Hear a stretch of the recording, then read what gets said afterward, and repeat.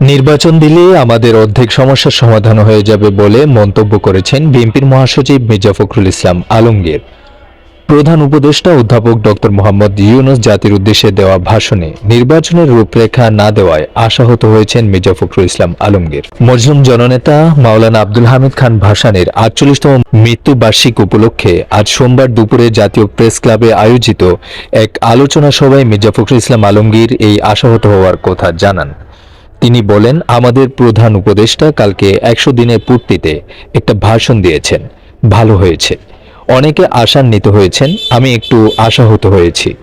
আমি আশা করছিলাম প্রধান উপদেষ্টা তার সব প্রজ্ঞা দিয়ে সমস্যাটা চিহ্নিত করে নির্বাচনের জন্য একটা রূপরেখা দেবেন, কিন্তু তা হয়নি।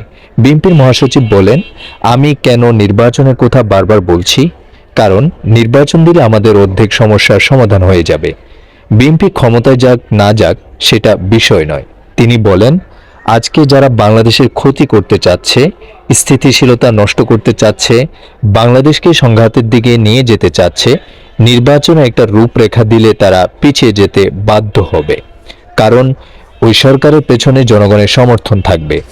এই বিষয়ে আমাদের চিন্তা করতে হবে। সংস্কার প্রসঙ্গে মির্জা ফখরুল ইসলাম আরও বলেন, সংস্কার আমরা শুধু চাই না, আমরা এটা শুরু করছি। আপনাদের কাছে অনুরোধ, যেভাবে এগুলো সুন্দর হয়, গ্রহণযোগ্য হয়, সেভাবে আপনারা এগিয়ে যান। আমরা এখন পর্যন্ত কোনো বাধা সৃষ্টি করিনি, বরং প্রতিটি ক্ষেত্রে আপনাদের সমর্থন দিচ্ছি। যদিও সচিবালয় স্বৈরাচার ও ফেসিবাদের দোসররা বসে আছে, আপনি তাদের নিয়ে কিভাবে কাজ করবেন বলে প্রশ্ন রাখেন মির্জা ফখরুল ইসলাম আলমগীর।